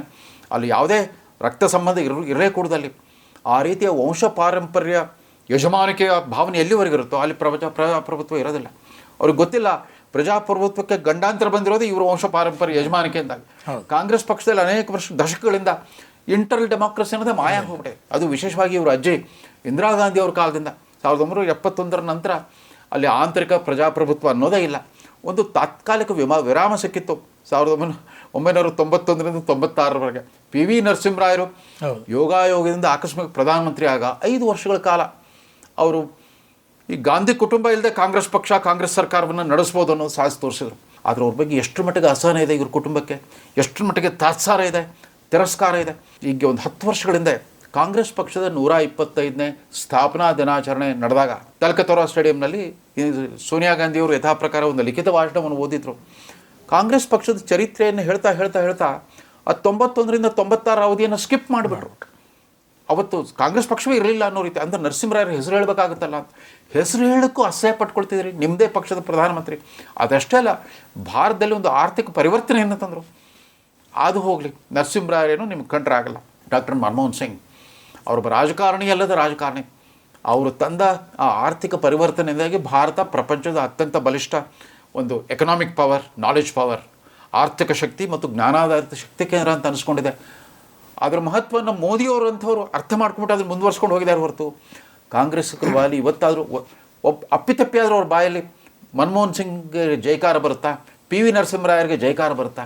ತೆಲಂಗಾಣ, ಆಂಧ್ರ ಪ್ರದೇಶ ಚುನಾವಣೆ ನಡೆದಾಗಲೂ ಕೂಡ ನೀವು ನರಸಿಂಹರಾಯರ ಹೆಸರು ಹೇಳಲ್ಲ. ಪಂಜಾಬ್ ರಾಜ್ಯದ ಚುನಾವಣೆ ನಡೆದಾಗಲೂ ಕೂಡ ನೀವು ಮನಮೋಹನ್ ಸಿಂಗ್ರ ಹೆಸರು ಹೇಳಲ್ಲ. ಮನಮೋಹನ್ ಸಿಂಗ್ ಅವರು ಧಾರ್ಮಿಕ ಅಲ್ಪಸಂಖ್ಯಾತ. ಇವತ್ತು ನೀವೇನು ಸಿಖ್ ಸಮುದಾಯ ಯಾಕೆ ಮೊನ್ನೆ ನಿಮಗೆ ಮನಮೋಹನ್ ಸಿಂಗ್ರ ಹೆಸರು ನೆನಪಾಗಲಿಲ್ಲ? ಮನಮೋಹನ್ ಸಿಂಗ್ ಕೊಟ್ಟ ಕೊಡುಗೆಯನ್ನು ನೀವು ಯಾಕೆ ಅಮೇರಿಕದ ವಿದ್ಯಾರ್ಥಿ ಸಮುದಾಯದವರಿಗೆ ನೀವು ನೆನಪು ಮಾಡ್ಕೊಳ್ಳಿಲ್ಲ? ಅವ್ರಿಗೊಂದು ಕ್ರೆಡಿಟ್ ಕೊಡೋಷ್ಟಾದರೂ ಒಂದು ಸೌಜನ್ಯ ತೋರಿಸ್ಬೋದಾಗಿತ್ತು. ಇಲ್ಲ, ಅವ್ರನ್ನ ಗುಮಾಸ್ತ್ರ ಥರ ನಡೆಸ್ಕೊಂಡ್ರಿ. ಮನಮೋಹನ್ ಸಿಂಗ್ ಪ್ರಧಾನಮಂತ್ರಿ ಆಗಿದ್ದ ಅವಧಿಯಲ್ಲಿ ನೀವು ನಿಮ್ಮ ತಾಯಿ UPA ಅಡ್ವೈಸರಿ ಕೌನ್ಸಿಲ್ ಒಂದು ಸಲಹಾ ಮಂಡಳಿ ಅಂತ ಮಾಡ್ಕೊಬಿಟ್ಟು ಒಂದು ಸಮಾನಾಂತರ ಮಂತ್ರಿಮಂಡಲವನ್ನೇ ರಚಿಸ್ಕೊಂಡ್ಬಿಟ್ಟಿದ್ರು. ಅವರು ಸರ್ಕಾರ ಮಾಡಿದ ಕೆಲಸ ಏನೇ ಇದ್ರೂ ಕೂಡ ಅದರ ಕೀರ್ತಿ ಕಿರೀಟವನ್ನು ತಾವೇ ಧಾರಣೆ ಮಾಡ್ಕೊಳ್ತಾ ಬಂದ್ಬಿಟ್ರು. ಅದೇ ಕಾರಣಕ್ಕಾಗಿ ಗುಲಾಂ ನಬಿ ಆಜಾದ್ ಅವರು ಇವ್ರಿಗೆ ಚಿಮಾರಿ ಹಾಕಿ ಪಕ್ಷ ಬಿಟ್ಟು ಹೋದರು. ಪ್ರಧಾನಮಂತ್ರಿ ಮತ್ತು ಮಂತ್ರಿಮಂಡಲ ಅನ್ನೋ ಸಂವಿಧಾನಾತ್ಮಕ ಸಂಸ್ಥೆಗಳಿಗೆ ಅಪಚಾರ ಬಗೆದ್ರೆ UPA ಅಡ್ವೈಸರಿ ಸಂವಿಧಾನಾತ್ಮಕ ಶಕ್ತಿ ಕೇಂದ್ರವನ್ನು ಮಾಡ್ಕೊಂಡಿದ್ರಿ ಅಂತಂದ್ಬಿಟ್ಟು ರಾಹುಲ್ ಗಾಂಧಿಯವ್ರ ಸಮಸ್ಯೆ ಅದಾನೆ. ಅವ್ರ ತಾಯಿ ಥರನೇ ಅವ್ರಿಗೂ ನೇರವಾಗಿ ಜವಾಬ್ದಾರಿ ವಹಿಸ್ಕೊಳ್ಳೋದು ಬೇಕಾಗಿಲ್ಲ. ಅವ್ರಿಗೆ ಯಾವುದೇ ಅಕೌಂಟಬಿಲಿಟಿ ಇಲ್ಲದೆ ಪವರ್ ಬೇಕು, ಅಧಿಕಾರ ಬೇಕು, ಅದ್ರ ಉತ್ತರದಾಯಿತ್ವ ಇಲ್ಲ. ಪಕ್ಷ ಗೆದ್ದರೆ ಅದರ ಶ್ರೇಯಸ್ಸು ತಮಗೆ, ಸೋತ್ರೆ ಮತ್ತೊಬ್ಬರನ್ನ ಯಾರೋ ಬಲಿಪಶು ಹುಡುಕ್ತಾ ಇರ್ತಾರೆ. ಅವ್ರಿಗೆ 44 ಸೀಟ್ ಬಂದರೆ ಮಲ್ಲಿಕಾರ್ಜುನ್ ಖರ್ಗೆ ನಾಯಕತ್ವ ಗೆಲ್ಲೋ ಸಾಧ್ಯತೆ ಇದೆ. ಅಯ್ಯೋ, ಮಮತಾ ಬ್ಯಾನರ್ಜಿ, ಕೇಜ್ರಿವಾಲ್ ಪ್ರಧಾನಮಂತ್ರಿ ಪದವಿಗೆ ಮಲ್ಲಿಕಾರ್ಜುನ್ ಖರ್ಗೆ ಅವ್ರ ಹೆಸರು ಹೇಳಿದಾಗ ತಾಯಿ ಮಗ ಇಬ್ಬರು ಮೌನವಾಗಿ ಸುಮ್ಮನೆ ಕೂತಿದ್ರು. ಇದು ಅವರ ಸಾಮಾಜಿಕ ನ್ಯಾಯ. ಜಾತಿ ಜಾತಿ ಜಾತಿ ಮೀಸಲಾತಿ, ಜಾತಿ ಗಣತಿ ಅಂತ ಮಾತಾಡ್ತಾ ಇದ್ದಾರೆ. ಆ ವ್ಯಕ್ತಿಗೆ ಸಾಮಾಜಿಕ ನ್ಯಾಯದ ಮಹತ್ವ ಅರ್ಥ ಮಾಡ್ಕೊಳ್ಳೋಕ್ಕೆ 5ನೇ ಬಾರಿ ಲೋಕಸಭೆಗೆ ಬರಬೇಕಾಯ್ತಾ? ಇಂದಿನ 4 ಅವಧಿಗಳೆಲ್ಲ ಅವ್ರಿಗೇನು ಗೊತ್ತೇ ಇರಲಿಲ್ಲ. ಭಾರತದ ಚರಿತ್ರೆನೇ ಸಮಕಾಲೀನ ಚರಿತ್ರೆನೇ ಗೊತ್ತಿರಲಿಲ್ಲ ಅವ್ರಿಗೆ. ಹೀಗೆ ಎಚ್ಚೆತ್ಕೊಂಡವರಂತೆ ಮಾತಾಡ್ತಾ ಇದ್ದಾರೆ. ಅದು ಎಷ್ಟು ಅಭಾಸಕರವಾಗಿದೆ. ಇಡೀ ರಾಷ್ಟ್ರಕ್ಕೆ ಮುಜುಗರ ತರೋ ರೀತಿಯಲ್ಲಿ ವಿದೇಶಿ ನೆಲದಲ್ಲಿ ಯಾಕೆ ಮಾತಾಡಬೇಕಾಗಿತ್ತು? ಇಲ್ಲಿ ರಾಹುಲ್ ಗಾಂಧಿಯವರನ್ನು ನಾವು ಪಪ್ಪು, ಬಾಲಬುದ್ಧಿಯವನು, ಇಮ್ಮೆಚೂರು ಅಂತ ಏನೇನೆಲ್ಲ ಕರಿತೀವಿ. ಆದರೆ ಅವರ ಮಾತುಗಳು ಇತ್ತೀಚೆಗೆ ಅಪಾಯಕಾರಿ ಅಂತ ಅನ್ನಿಸ್ತಾ ಇಲ್ವಾ? ಇದು ಬಾಲಬುದ್ಧಿಯವರು ಮಾತನಾಡುವಂಥದ್ದಲ್ಲ. ಇದು ಒಂದು ಅಜೆಂಡಾ ಇಟ್ಕೊಂಡು ಒಂದು ಅಪಾಯಕಾರಿ, ರಾಹುಲ್ ಗಾಂಧಿ ಅನ್ನುವಂಥವ್ರು ಒಂದು ಗಂಡಾಂತರ ಅಂತ ಅನ್ನುವಂಥ ಮಟ್ಟಿಗೆ ಆತಂಕವನ್ನು ಸೃಷ್ಟಿಸ್ತಾ ಇಲ್ವಾ ಇದು? ರಾಹುಲ್ ಗಾಂಧಿ ಬಗ್ಗೆ ಭಯ ಪಡಬೇಕಾಗಿಲ್ಲ. ಆದರೆ ಅವರ ಒಂದು ರಸಾತಳ, ಸಾರ್ವಜನಿಕ ಸಭ್ಯತೆ ಶಿಷ್ಟಾಚಾರದ ರಸಾತಳವನ್ನು ತಲುಪ್ತಾ ಇದ್ದಾರಲ್ಲ, ಪಾತಾಳವನ್ನು ತಲುಪ್ತಾ ಇದ್ದಾರಲ್ಲ ಆ ವ್ಯಕ್ತಿ, ಎಂಥ ಅಮೋಘವಾದ ಅವಕಾಶ ಒದಗಿ ಬಂದಿದೆ. ಇದೇ ಮೊದಲ ಬಾರಿಗೆ ಅವ್ರ ಪಕ್ಷಕ್ಕೆ ಒಂದು ಅಧಿಕೃತ ವಿರೋಧ ಪಕ್ಷದ ಸ್ಥಾನಮಾನ ಸಿಕ್ತು. ಅದು ಅವ್ರಿಗೆ ಸಿಕ್ಕಿದೆ. ಅದನ್ನು ಸದ್ಬಳಕೆ ಮಾಡ್ಕೋಬೋದಾಗಿತ್ತು. ಭಾರತದ ಸಾಂಸ್ಕೃತಿಕ ರಾಯಭಾರಿಯಾಗಿ ಅಲ್ಲಿ ಹೋಗಿ ಮಾತಾಡಬೇಕು. ಭಾರತದ ಸಾಮಾಜಿಕ ರಾಯಭಾರಿಯಾಗಿ, ರಾಜಕೀಯ ರಾಯಭಾರಿಯಾಗಿ ಅಲ್ಲಿ ಮಾತಾಡೋದ್ರ ಬದಲು ಅದೇನು ಅಂತ ಅಲ್ಲ, ಹೋದಲ್ಲಿ ಬಂದಲ್ಲಿ ಬರೀ ಮೋದಿನ ಬೈಯೋದು. ಅದು ಎಷ್ಟು ವರ್ಷ ಬೈತೀರಾ? ಇವತ್ತಿಂದಲ್ಲ. ಮೋದಿ ಪ್ರಪ್ರಥಮ ಬಾರಿಗೆ ಗುಜರಾತಿನ ಮುಖ್ಯಮಂತ್ರಿ ಆದ ದಿವಸದಿಂದ ತಾಯಿ ಮಗನ ಬಾಯಲ್ಲಿ ಇದೇ ಥರದ ನಿಂದನೆಯ ಮಾತುಗಳು, ಅವೇಳದ ಮಾತುಗಳು. ಆದರೆ ಇವ್ರ ಘೋಷಣೆ ಏನು? ಭಾರತ್ ಜೋಡೋ ಯಾತ್ರೆ ಉದ್ದಕ್ಕೂ ಮೊಹಬ್ಬತ್ ಕಾ ದುಕಾನ್, ನಫರತ್ ಕಿ ಬಜಾರ್, ಮೊಹಬ್ಬತ್ ಕಾ ದುಕಾನ್ ಅದು ಮಾತಾಡ್ತಾ ಬಂದ್ಬಿಟ್ರು. ದ್ವೇಷದ ಮಾರುಕಟ್ಟೆಯನ್ನು ಬಂದ್ ಮಾಡೋಣ, ಪ್ರೀತಿಯ ಅಂಗಡಿಗಳನ್ನು ತೆಗೆಯೋಣ ಅಂತಂದ್ಬಿಟ್ಟೆಲ್ಲ ಮಾತಾಡ್ತಾ ಬಂದರು. ಬಾಯಿ ತುಂಬ ಬರೀ ನಫರತ್ ಇರುವಾಗ ಮೊಹಬ್ಬತ್ ಎಲ್ಲಿ ಬರ್ಲಿಕ್ಕೆ ಸಾಧ್ಯ? ಮೋದಿ ಬಗ್ಗೆ ನಫರತ್ನೇ ಮೈತುಂಬ ತುಂಬಿಕೊಂಡಾಗ ನೀವು ಹೋದಲ್ಲಿ ಬಂದಲ್ಲಿ ಅದೇ ಮಾತಾಡ್ತೀರಿ. ಭಾರತದ ಸಮಗ್ರತೆ ಮತ್ತು ಏಕತೆ ದೃಷ್ಟಿಯಿಂದ ಒಬ್ಬ ಪ್ರತಿಪಕ್ಷದ ನಾಯಕನಾಗಿ ಹೊರಗಡೆ, ಅಂದರೆ ದೇಶದಿಂದ ಹೊರಗಡೆ ಏನು ಮಾತಾಡಬೇಕು ಅನ್ನೋದನ್ನು ಬಿಟ್ಟು ಭಾಷೆ ಬಗ್ಗೆ ಮಾತಾಡಿದ್ರು. ಅಂದರೆ ತೆಲುಗು ಭಾಷಿಗರು ಅಂತ ಏನೋ ಒಂದು ಎಕ್ಸಾಂಪಲ್ ಕೊಡ್ತಾರೆ. ತೆಲುಗು ಭಾಷಿಗರು ತೆಲುಗು ಮಾತಾಡ್ಬಿಟ್ರೆ ಹಿಂದಿಯವ್ರು ಬಂದ್ಬಿಟ್ಟು ನೀನು ಯಾಕೆ ತೆಲುಗು ಮಾತಾಡ್ತೀಯ ಅಂತ ಕೇಳ್ತಾರೆ. ಹಿಂದಿ ಭಾಷಿಗರ ವಿರುದ್ಧ ತೆಲುಗು ಭಾಷಿಕರು ಫೈಟ್ ಮಾಡಬೇಕಾದಂಥ ಪರಿಸ್ಥಿತಿ ಭಾರತದಲ್ಲಿದೆ. ಅಂದರೆ ಒಂದು ಭಾಷೆ ಶ್ರೇಷ್ಠ, ಇನ್ನೊಂದು ಭಾಷೆ ಕಡಿಮೆ ಅನ್ನುವಂಥ ಮನಸ್ಥಿತಿ ದೇಶದಲ್ಲಿದೆ. ಈ ರೀತಿಯ ಮಾತುಗಳನ್ನು ರಾಹುಲ್ ಗಾಂಧಿ ಆಡ್ತಾ ಇದ್ದಾರೆ. ಅದನ್ನು ತಮ್ಮ ಮಿತ್ರ ಪಕ್ಷವಾಗಿರೋ DMK ನಾಯಕರಿಗೆ ಕೇಳಬೇಕು, ಸ್ಟಾಲಿನಿಗೆ ಕೇಳಬೇಕು. ಇವರು ನೀವು ಯಾಕೆ ಹಿಂದಿ ದ್ವೇಷ ಮಾಡ್ತೀರಾ ಅಂತ. ಮೋದಿ ಅವರು 2020ರಲ್ಲಿ ಜಾರಿಗೊಳಿಸಿರೋ ರಾಷ್ಟ್ರೀಯ ಶಿಕ್ಷಣ ನೀತಿಯನ್ನು ಅವರದೇ ಪಕ್ಷದ ಕಾಂಗ್ರೆಸ್ ಸರ್ಕಾರ, ಕರ್ನಾಟಕ ಸರ್ಕಾರ ಅಧಿಕೃತವಾಗಿ ತಿರಸ್ಕರಿಸ್ಬಿಟ್ಟಿದೆ. ಅದರಲ್ಲಿರೋ ಭಾಷೆಗೆ ಸಂಬಂಧಪಟ್ಟಂತೆ ಯಾವ ನೀತಿ ಇದೆ ಹೇಳಿ? ಮಾತೃಭಾಷೆ ಹೊರತುಪಡಿಸಿ ಇನ್ನೊಂದು ಭಾರತೀಯ ಭಾಷೆಯನ್ನು ಕಲಿಬೇಕು ಅಂತ. ಇಂಗ್ಲೀಷ್ ಜೊತೆಗೆ ಮಾತೃಭಾಷೆ ಅಥವಾ ಪ್ರಾದೇಶಿಕ ಭಾಷೆ, ಅದ್ರ ಜೊತೆಗೆ ಇನ್ನೊಂದು ಭಾರತೀಯ ಭಾಷೆ ಕಲಿಬೇಕು ಅನ್ನೋ ಒಂದು ಅವಕಾಶವನ್ನು ಕೊಟ್ಟಿರುವಾಗ ಇವ್ರಿಗೆ ಎಲ್ಲಿಂದ ಕಾಣಿಸ್ತಿದ್ದು? ಭಾಷೆಗಳ ಬಗ್ಗೆ ಅಸಹನೆ ಇದೆ. RSS ಆ ಭಾಷೆ ಕಂಡ್ರಾಗಲ್ಲ, ಈ ಧರ್ಮ ಕಂಡ್ರಾಗಲ್ಲ, ಈ ಜಾತಿ ಕಂಡ್ರಾಗಲ್ಲ ಅಂತಂದ್ಬಿಟ್ಟು ಇವತ್ತು BJP ಆಳ್ವಿಕೆಯರು ಬಹುತೇಕ ರಾಜ್ಯಗಳಲ್ಲಿ ಹಿಂದುಳಿದ ವರ್ಗದವರ ಮುಖ್ಯಮಂತ್ರಿಗಳಾಗಿದ್ದಾರೆ. ಇವರು ಎಷ್ಟು ಜನ ಮುಖ್ಯಮಂತ್ರಿಗಳನ್ನ ಮಾಡಿದ್ರು. ಆಮೇಲೆ ಅದಿರಲಿ, ತಮಾಷೆ ಏನು ಅಂತಂದರೆ ಸ್ವತಂತ್ರ ಬಂದಾಗಿನಿಂದ ಸಂವಿಧಾನ ರಚನಾಕಾರ ಅಂಬೇಡ್ಕರ್ರಿಂದ ಹಿಡಿದು ಯಾರ್ಯಾರು ಸಾಮಾಜಿಕ ನ್ಯಾಯದ ಪರ ಅಥವಾ ವಂಚಿತ ಸಮುದಾಯಗಳಿಗೆ ಮೀಸಲಾತಿ ಪರ ಮಾತಾಡ್ತಾ ಬಂದಿದ್ದಾರೋ ಅವರೆಲ್ಲ ಕಾಂಗ್ರೆಸ್ ಪಕ್ಷ ಉಚ್ಚಾಟನೆ ಮಾಡ್ತಾ ಬಂದ್ಬಿಟ್ಟಿದೆ. ಅಂಬೇಡ್ಕರ್ ಅವರು ನೆಹರು ಸರ್ಕಾರದಲ್ಲಿ ಕಾನೂನು ಮಂತ್ರಿ ಆಗಿದ್ದರು, ಬೇಸತ್ಬಿಟ್ಟು ಬಿಟ್ಟು ಹೋಗ್ಬಿಟ್ರು. ಅದಾದ ನಂತರ ಇಡೀ ದೇಶದಲ್ಲೇ ಮಾದರಿ ಆಗುವಂಥ ಸಾಮಾಜಿಕ ನ್ಯಾಯ ಆಧಾರಿತ ಹಿಂದುಳಿದ ವರ್ಗಗಳ ಮೀಸಲಾತಿ ಅಂದರು ದೇವರಾಜ ಅರಸರು. ಹಾವನೂರು ವರದಿಯನ್ನು ಆಧರಿಸಿದ ಮೀಸಲಾತಿಯನ್ನು ಅವ್ರು ತೆಗೆದು 1977ರಲ್ಲಿ ಅವ್ರನ್ನೇನು ಮಾಡಿದ್ರಿ? ದೇವರಾಜ ಅರಸನ್ನು ಉಚ್ಚಾಟಿಸಿಬಿಟ್ರಿ. ಅವ್ರ ಪಕ್ಷದ್ರೋಹಿ. ಅದಕ್ಕೆ ರಾಜೀವ್ ಗಾಂಧಿ ಮತ್ತು ದೇವರಾಜ ಅರಸು ಹುಟ್ಟಿದಬ್ಬ ಒಂದೇ ದಿವಸ ಬರುತ್ತೆ, ಆಗಸ್ಟ್ 20ಕ್ಕೆ. KPCC ಕಚೇರಿಯಲ್ಲಿ ಅವ್ರಿಗೆ ಮೀನಮೇಷ. ಅವರು ರಾಜೀವ್ ಗಾಂಧಿಗೆ ಜೈಕಾರ ಹಾಕಬೇಕು, ದೇವರಾಜ ಅರಸುಗೆ ಜೈಕಾರ ಹಾಕಬೇಕು ಅನ್ನೋ ದ್ವಂದ್ವದಲ್ಲಿರ್ತಾರೆ ಕರ್ನಾಟಕ ಕಾಂಗ್ರೆಸ್ಸಿಗರು. ಮಂಡಲ ಆಯೋಗದ ವರದಿ, ಇವರ ಅಜ್ಜಿ ಇಂದಿರಾ ಗಾಂಧಿ ಅವರು ಅಧಿಕಾರದಲ್ಲಿದ್ದಾಗಲೇ ಮಂಡನೆ ಆಗಿದ್ರು ಕೂಡ ಅದ್ರ ಬಗ್ಗೆ ಅವ್ರು ಮೌನವಾಗಿದ್ಬಿಟ್ರು. ರಾಜೀವ್ ಗಾಂಧಿ ಅವರಂತೂ ಬಹಿರಂಗವಾಗಿ ಅದನ್ನು ಖಂಡಿಸಿಬಿಟ್ರು. ಹೌದು. ಕೊನೆಗೂ ಅದನ್ನು ಜಾರಿಗೊಳಿಸಿದ ವಿ ಪಿ ಸಿಂಗ್ರನ್ನ ಏನು ಮಾಡಿದ್ರಿ, ಅವ್ರನ್ನೂ ಉಚ್ಚಾಟನೆ ಮಾಡಿದ್ರಿ, ಅವ್ರನ್ನ ಪಕ್ಷದ್ರೋಹಿ ಅಂತ ಹೊರಕರೆದು ಅವ್ರನ್ನ ಉಚ್ಚಾಟನೆ ಮಾಡಿದ ಮೇಲೆ ಅವ್ರಿಗೆ ಅಧಿಕಾರ ಸಿಕ್ತು, ಅವ್ರಿಗೆ ಮತ್ತೆ ಅವಕಾಶ ಸಿಕ್ತು, ಅವ್ರು ಒಳ್ಳೆ ಕೆಲಸ ಮಾಡಿದರು. ಅಂದರೆ ಸಾಮಾಜಿಕ ನ್ಯಾಯಕ್ಕೆ ಸಂಬಂಧಪಟ್ಟಂತೆ ಯಾರ್ಯಾರು ಕ್ರಾಂತಿಕಾರಕ ಹೆಜ್ಜೆಗಳನ್ನಿಟ್ಟರು ಅವ್ರನ್ನೆಲ್ಲ ಉಚ್ಚಾಟನೆ ಮಾಡ್ತಾ ಬಂದ್ರಿ. ದೇಶದ ಅತ್ಯಂತ ಹಿರಿಯ ದಲಿತ ಮುತ್ಸದ್ದಿ ಜಗಜೀವನ್ ರಾಮ್ ಅವರು ನಿಮ್ಮ ಅಜ್ಜಿಯ ಸರ್ವಾಧಿಕಾರವನ್ನು ಧಿಕ್ಕರಿಸಿ ಕಾಂಗ್ರೆಸ್ ಫಾರ್ ಡೆಮಾಕ್ರಸಿ ಅಂತ ತಮ್ಮದೇ ಸ್ವತಂತ್ರ ಪಕ್ಷವನ್ನು ಮಾಡಿದಾಗ ಅವ್ರನ್ನೂ ಉಚ್ಚಾಟನೆ ಮಾಡಿದ್ರಿ. ಅವರು ಅಂತಿಮ ದಿನಗಳಲ್ಲಿ ಅವರು ಕಾಂಗ್ರೆಸ್ಸಿಗರಾಗಿ ಉಳಿಲಿಲ್ಲ. ಜವಾಹರ್ಲಾಲ್ ನೆಹರು ಕಾಲದಿಂದ ನಿರಂತರವಾಗಿ ಕಾಂಗ್ರೆಸ್ ಪಕ್ಷದ ಸರ್ಕಾರಗಳಿಗೆ ಒಂದು ಘನತೆಯನ್ನು ತಂದುಕೊಟ್ಟರು. ದಕ್ಷ ಆಡಳಿತಗಾರರಾಗಿದ್ದರು, ಮೇಧಾವಿ ಚಿಂತಕರಾಗಿದ್ದರು, ಪ್ರಚಂಡ ವಾಕ್ಪಟುವಾಗಿದ್ದರು. ಅವ್ರಿಗೇನಾಯಿತು? ಅವ್ರಿಗೂ ಅದೇ ಗತಿ ಕಾಣಿಸಿದ್ರಿ.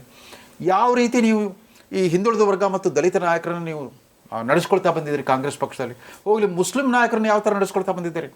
ತುರ್ತು ಪರಿಸ್ಥಿತಿಗೆ ಮಧ್ಯರಾತ್ರಿ ವೇಳೆಗೆ ಹೋಗಿ ಬಲಾತ್ಕಾರದಿಂದ ಸೈನ್ ಹಾಕ್ಸ್ಕೊಂಡ್ರಲ್ಲ ಫಕ್ರುದ್ದೀನ್ ಅಲಿ ಅಹಮದ್ ಸಾಹೇಬರು, ಅವರು ಚುನಾವಣೆ ಘೋಷಣೆ ಆಗ್ತಿರೋಂಗೆ ಹೃದಯಾಘಾತದಿಂದ ಅವರು ಮೃತಪಟ್ಬಿಟ್ರು.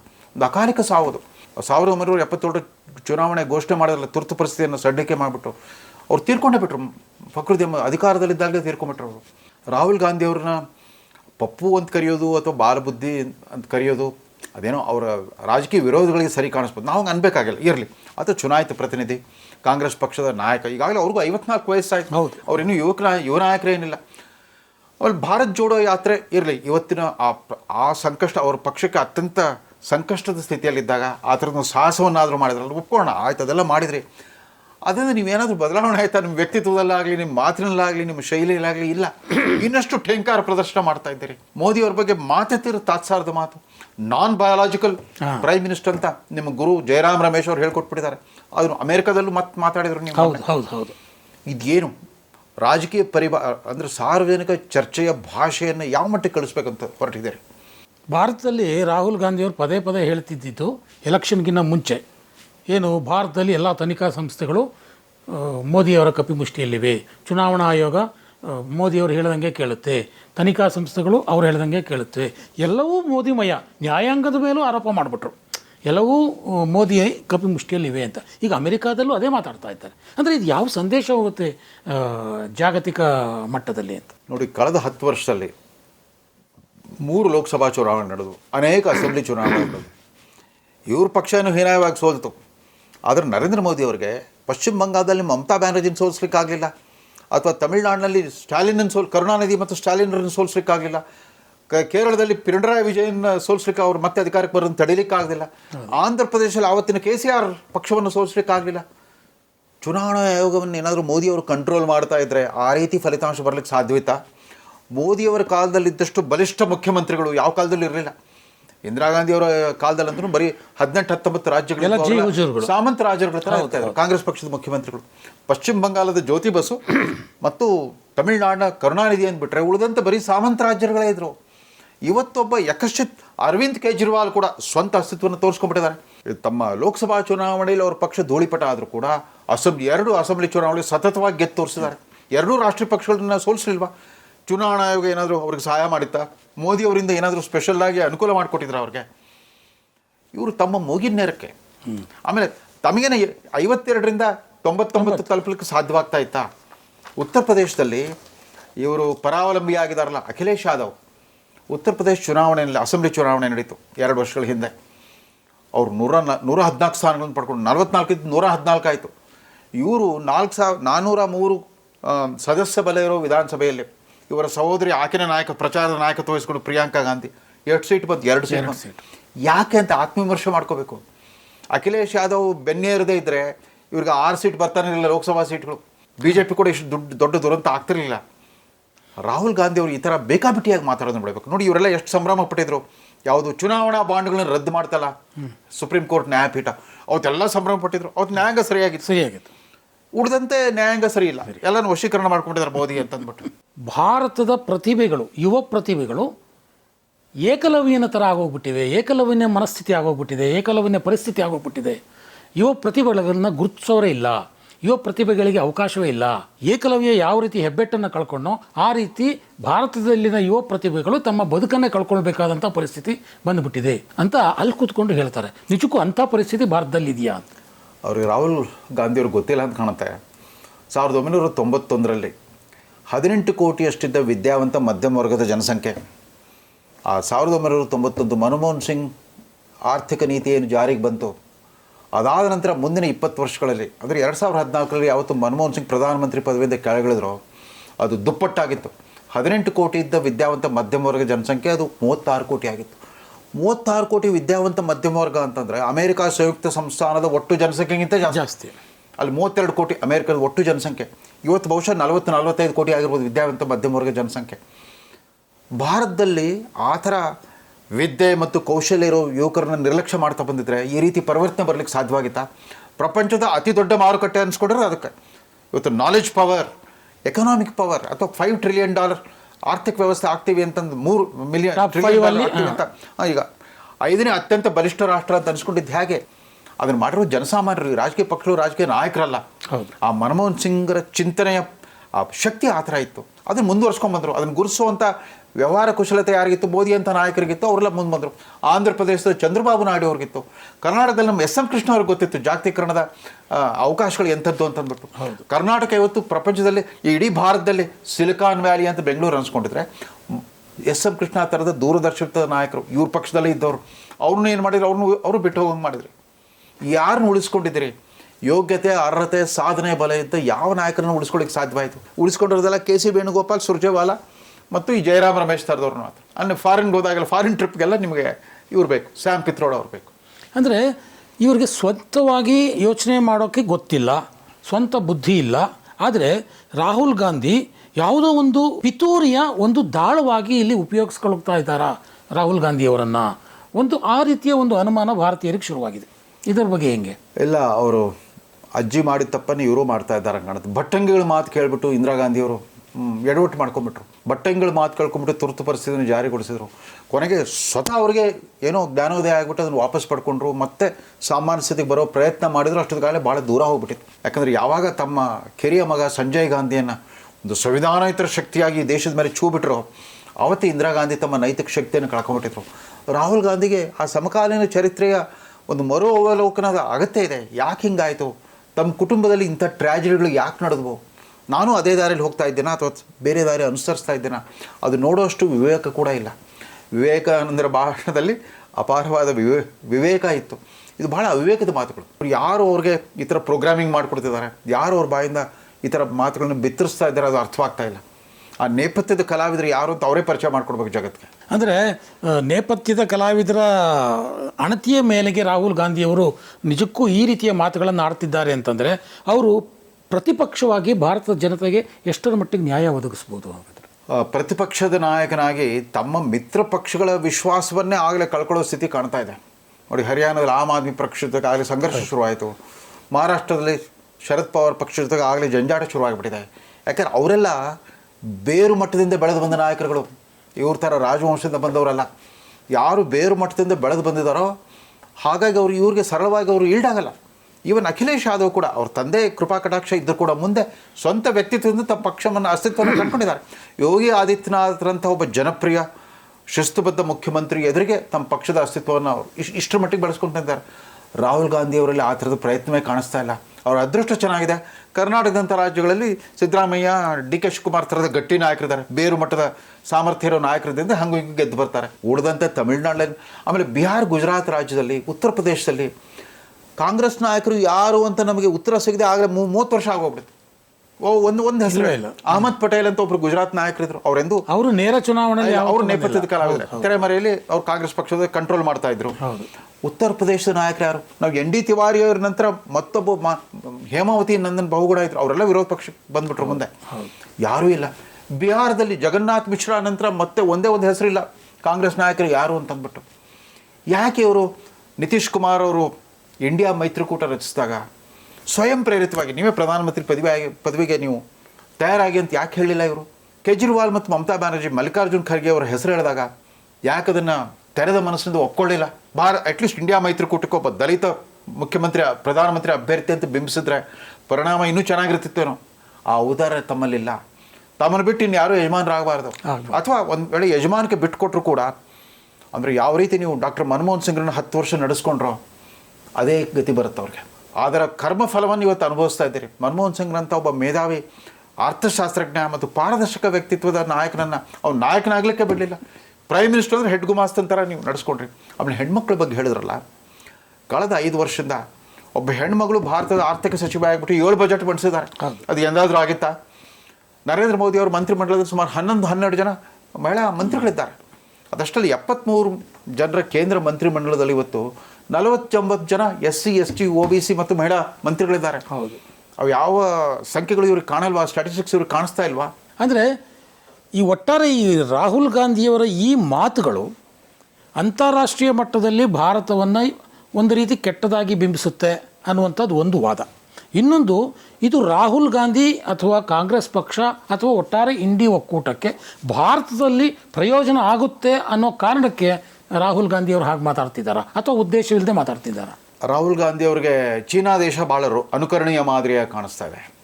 ಅರೆ, ಇಲ್ಲಿ ಪ್ರಜಾಪ್ರಭುತ್ವ ಸಂವಿಧಾನ ಅಂತ ಮಾತಾಡೋರು ಕಳೆದ 80 ವರ್ಷದಿಂದ ಕಮ್ಯುನಿಸ್ಟ್ ಸರ್ವಾಧಿಕಾರತ್ವ ಇರೋ, ಏಕಪಕ್ಷೀಯ ಸರ್ವಾಧಿಕಾರ ಇರೋ ಚೈನಾ ದೇಶ ಹೆಂಗೆ ಮಾದರಿ ಆಗುತ್ತೆ ಭಾರತೀಯರಿಗೆ?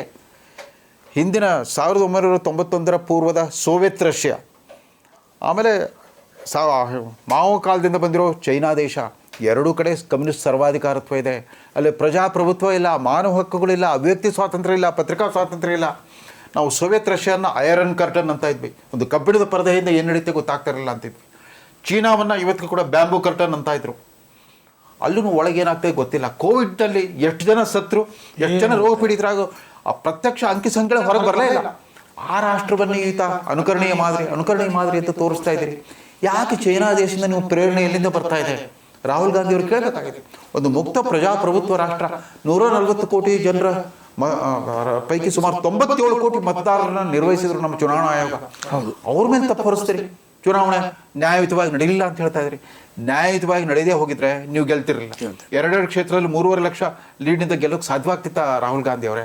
ಅದನ್ನು ಯಾರು ಹೇಳಬೇಕು ಹೇಳಿ ಅವ್ರಿಗೆ? ಒಟ್ಟಾರೆ ರಾಹುಲ್ ಗಾಂಧಿ ಅವರ ಈ ಮಾತು ಇದನ್ನು ಕೆಲವರು ಭಾರತದಲ್ಲಿ ಕೆಲವರು ಪ್ರಗತಿಪರರು ಒಂದು ಪ್ರಕಾಂಡ ಪಾಂಡಿತ್ಯ ಅಂತ ವರ್ಣಿಸ್ತಾ ಇದ್ದಾರೆ. ಕೆಲವು ಡಿಬೇಟ್ಗಳಲ್ಲಿ ನಾನು ನೋಡ್ತಾ ಇದ್ದೆ, ರಾಹುಲ್ ಗಾಂಧಿಯವರು ಜಾತಿ ಬಗ್ಗೆ ಮಾತಾಡೋದ್ರಲ್ಲಿ ತಪ್ಪೇನಿದೆ, ಅವರು ಭಾಷೆ ಬಗ್ಗೆ ಮಾತಾಡೋದ್ರಲ್ಲಿ ತಪ್ಪೇನಿದೆ, ಹೌದು ಮಹಿಳಾ ಅಸಮಾನತೆ ಇದೆ, ಅದನ್ನೇ ಅವರು ಮಾತಾಡಿದ್ದಾರೆ, ಏನಿದೆಯೋ ಅದನ್ನು ಮಾತಾಡಿದರೆ ತಪ್ಪೇನು, ಈ ರೀತಿಯ ವಾದಗಳನ್ನು ಕೆಲವರು ಮಂಡಿಸ್ತಾ ಇದ್ದಾರೆ. ಕಳೆದ 10 ವರ್ಷದಿಂದ ಮೋದಿಯವರು ತಮ್ಮದೇ ಪಕ್ಷದ ನಾಯಕರಿಗೆ ಮುಜುರ ಆಗುತ್ತೆ ಅಂತ ಗೊತ್ತಿದ್ದನು ನಿರಂತರವಾಗಿ ಜಾತಿವಾದ್, ಪರಿವಾರವಾದ್, ಭ್ರಷ್ಟಾಚಾರ, ಈ ತ್ರಿವಳಿ ಅನಿಷ್ಟಗಳ ಬಗ್ಗೆ ಎಲ್ಲ ವೇದಿಕೆಗಳಿಂದ ಪ್ರತಿಪಾದಿಸ್ತಾ ಬಂದಿದ್ದಾರೆ. ಅದು ರಾಜೀವ್ ಗಾಂಧಿಗೆ ಅರ್ಥ ಆಗಲಿಲ್ವಾ? ಯಾಕಂದ್ರೆ ಅವ್ರಿಗೆ ಚುಚ್ಚುತ್ತಾ ಇದೆ. ಪರಿವಾರವಾದ ಅಂದ ತಕ್ಷಣ ಇವರು ನಿರಾಯುಧರಾಗಿಬಿಡ್ತಾರೆ. ಮೋದಿ ಬಗ್ಗೆ ಇರೋ ಅಸಹನೆ ಅನ್ನೋದು, ಮೋದಿ ವಿರುದ್ಧ ಯಾರನ್ನು ವ್ಯಕ್ತಿಗತವಾಗಿ ಜಾತೀಯತೆ, ಕುಟುಂಬ ರಾಜಕಾರಣ, ಸ್ವಜನ ಪಕ್ಷಪಾತ ಆರೋಪ ಮಾಡೋ ಹಾಗೆ ಇಲ್ಲ. ಅವ್ರು ಅಕಸ್ಮಾತ್ತಾಗಿ ಸರ್ವಾಧಿಕಾರಿಯಾಗಿದ್ದರೆ ನೀವೆಲ್ಲ ಇಷ್ಟರ ಮಟ್ಟಿಗೆ ಬಲಿಷ್ಠ ಮುಖ್ಯಮಂತ್ರಿಗಳು ಕಾಂಗ್ರೆಸ್ ವಿರೋಧಿ ಸರ್ಕಾರಗಳನ್ನ ರಚಿಸ್ಲಿಕ್ಕೆ ಸಾಧ್ಯವಾಗ್ತಾ ಇರಲಿಲ್ಲ ಈ ದೇಶದಲ್ಲಿ. ನ್ಯಾಯಾಂಗ ಈ ಥರ ಬೇಕಾಬಿಟ್ಟಾಗಿ ಸರ್ಕಾರಕ್ಕೆ ದಿನನಿತ್ಯ ಚೀಮಾರಿ ಆಗ್ತಾಯಿದೆ ನ್ಯಾಯಾಂಗ, ಅದು ಸಾಧ್ಯವಾಗ್ತಾ ಇತ್ತಾ? ಹೌದು, ED CBI ಅವ್ನು ಬಳಸ್ತಾ ಸುಮ್ಮನೆ ಇಟ್ಕೋಬೇಕಾ? ಅದು ಇರೋದೇ ಬಳಸ್ಕೊಳ್ಳೋಕ್ಕೆ. ಯಾರಿಗೆ ಕೇಂದ್ರ ಸರ್ಕಾರದ ಅಧಿಕಾರ ಇರುತ್ತೋ ಅವ್ರು ಬಳಸ್ಕೊಳ್ತಾರೆ. ನಿಮ್ಮದೇ ಸರ್ಕಾರದ UPA ಸರ್ಕಾರ ಇದ್ದಾಗ CBI ED ತನಿಖೆ ಆಧರಿಸಿಬಿಟ್ಟು DMK ಪಕ್ಷದ ರಾಜಾ ಮತ್ತು ಕನಿಮೋಳಿಯನ್ನು ಜೈಲಿಗೆ ಕಳಿಸಿದ್ರಿ. ಮತ್ತೆ ಯಾಕೆ ಅವ್ರ ಜೊತೆಗೆ ಮೈತ್ರಿ ಮಾಡ್ಕೊಂಡ್ರಿ? ಅವ್ರು ಎಂಥವ್ರು ಅಂತ ನಿಮ್ಗೆ ಗೊತ್ತಿರಲಿಲ್ವಾ? ಅವ್ರಿಗೆ ಪೂರ್ವಾಪರ ಹಿನ್ನೆಲೆ ನಿಮ್ಗೆ ಗೊತ್ತಿರಲಿಲ್ವಾ? ಎಲ್ಲಕ್ಕಿಂತ ಮುಖ್ಯವಾಗಿ ಸುಬ್ರಹ್ಮಣ್ಯ ಸ್ವಾಮಿಯವರು ಇವರ ಕುಟುಂಬದ ವಿರುದ್ಧ ಹಾಕಿರೋ ಕೇಸ್ ಅದು ಇನ್ನೂ ಕೋರ್ಟ್ನಲ್ಲಿದೆ, ಜೀವಂತವಾಗಿದೆ. ಕಾಂಗ್ರೆಸ್ ಪಕ್ಷದಿಂದನೇ ನೀವು 90 ಕೋಟಿ ಸಾಲ ಪಡ್ಕೊಂಡ್ಬಿಟ್ಟು ಆಮೇಲೆ ಅದನ್ನು ಸಾಲವನ್ನು ಮನ್ನಾ ಮಾಡ್ಕೊಂಡ್ರಿ ಅಂತ ಆರೋಪ ನಿಮ್ಮ ಮೇಲಿದೆ. ಯಂಗ್ ಇಂಡಿಯಾ ಅನ್ನೋ ಒಂದು ಪತ್ರಿಕೆಗೋಸ್ಕರ ನೀವೇನೋ ಮಾಡಿದಿರಿ ಅಂತ ಆರೋಪ ಹೊತ್ತಿದ್ದೀರಿ. ಅದ್ರ ಬಗ್ಗೆ ಸ್ವಲ್ಪ ಆದರೂ ವಿಷಾದ, ಪಶ್ಚಾತ್ತಾಪ, ಪ್ರಾಯಶ್ಚಿತ್ತ ಮಾಡ್ಕೊಂಡಿದ್ದೀರಾ? ಬೇಲ್ ಮೇಲಿದ್ದಾರೆ. ಅದು ನಿಮ್ಮ ಪಕ್ಷದ ನಿಧಿಗೆ ಸಂಬಂಧಪಟ್ಟಿದ್ದು. ಹೌದು. ಆಮೇಲೆ ನೀವು ಬೆರಳು ತೋರಿಸ್ತಾ ಇರೋದು ಮೋತಿಲಾಲ್ ವೋಹರಾ, ಪಾಪ ಆಸ್ಕರ್ ಫರ್ನಾಂಡಿಸ್ ಅವರೆಲ್ಲ ತೀರ್ಕೊಂಡ್ಬಿಟ್ಟಿದ್ದಾರೆ. ಹೌದು, ಅವ್ರ ಕಡೆ ಹೇಳೋಂಗಿಲ್ಲ, ಅವ್ರಿಗೆ ಇವತ್ತು ಅಸ್ತಿತ್ವದಲ್ಲೇ ಇಲ್ಲ.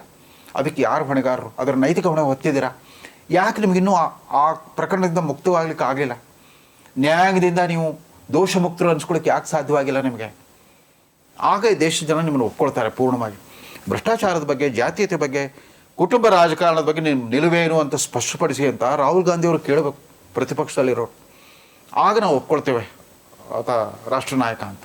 ರಾಹುಲ್ ಗಾಂಧಿಯವರು ಭಾರತದಲ್ಲಿ ಏನೇ ಮಾತಾಡಲಿ, ಅಮೆರಿಕಾದಲ್ಲಿ ಹೋಗಿ ಈ ರೀತಿಯ ಮಾತುಗಳನ್ನು ಆಡೋದು ಎಷ್ಟರ ಮಟ್ಟಿಗೆ ಸರಿ ತಪ್ಪು ಅನ್ನುವಂಥದ್ದು ವಾದಗಳು ಇದ್ದೇ ಇದೆ. ಆದರೆ ರಾಹುಲ್ ಗಾಂಧಿ ಈ ರೀತಿಯ ಸುಳ್ಳುಗಳನ್ನು ಹೇಳೋದ್ರ ಮುಖಾಂತರ ಏನನ್ನು ಸಾಧಿಸೋಕೆ ಹೊರಟಿದ್ದಾರೆ ಅಂತಿಮವಾಗಿ? ಮೊದಲನೇವಾಗಿ ಅಮೇರಿಕನ್ರು ತಮ್ಮದೇ ದೇಶದ ಅಧ್ಯಕ್ಷೀಯ ಚುನಾವಣೆಯ ಭರಾಟೆಯಲ್ಲಿ ಮುಳುಗಿದ್ದಾರೆ. ಅಲ್ಲಿ ಹೋಗ್ಬಿಟ್ಟು ಈಗಾಗಲೇ ಮುಗಿದೋಗಿರೋ ಭಾರತ ಚುನಾವಣೆ ಬಗ್ಗೆ ಇವರು ಮಾತಾಡಿದರೆ ಅದು ಎಷ್ಟು ಅಪ್ರಸ್ತುತ, ಅವ್ರಿಗೆ ಅರ್ಥ ಆಗಬೇಕು. ಅಷ್ಟು ಸಹನೆ ಇದೆಯಾ ಅಲ್ಲಿ ಜನಕ್ಕೆ? ಯಾರೋ ಒಂದು ಕ್ಯಾಪ್ಟಿವ್ ಆಡಿಯನ್ಸ್. ಬಹುಶಃ ಸ್ಯಾಮ್ ಪಿತ್ರೋಡ್ ಅವರೇ ಮೊಬಿಲೈಸ್ ಮಾಡಿರ್ತಾರೆ. ಅವ್ರ ಎದುರಿಗೆ ಮಾತಾಡಿ ಚಪ್ಪಾಳೆ ತರಿಸ್ಕೊಂಡು ವಾಪಸ್ ಬರ್ಬೋದು. ಆದರೆ ಅದರಿಂದ ನಿಮ್ಮ ವ್ಯಕ್ತಿತ್ವದ ಮೇಲೆ ಪರಿಣಾಮ ಆಗ್ತಾ ಇದೆ. ನಿಮ್ಮ ಪಕ್ಷಕ್ಕೇನೂ ಆಗಲ್ಲ, ಎಲ್ಲೆಲ್ಲಿ ಬಲಿಷ್ಠ ನಾಯಕರದ್ರೆಲ್ಲ ರಾಜ್ಯ ಸರ್ಕಾರಗಳು ಇರುತ್ತೆ. ಆದರೆ ವ್ಯಕ್ತಿಗತವಾಗಿ ನಿಮ್ಮ ವಿಶ್ವಾಸಾರ್ಹತೆಗೆ ಧಕ್ಕೆ ಬರುತ್ತೆ ಅಂತ ಯಾರಾದರೂ ಬುದ್ಧಿ ಹೇಳಬೇಕಾಗಿದೆ. ಬಹುಶಃ ಸೋನಿಯಾ ಗಾಂಧಿಯವರು ಹೇಳಬೇಕು ಅಂತ ಕಾಣುತ್ತೆ, ಜಾಸ್ತಿ ದುಡುಕ್ಬೇಡ ಅಂತ. ಅಟ್ಲೀಸ್ಟ್ ಸೋನಿಯಾ ಗಾಂಧಿಯವರು ತಮ್ಗೆ ಗೊತ್ತಿಲ್ಲದೆ ಇರೋ ವಿಚಾರವನ್ನು ಹೇಳ್ತಾರೆ.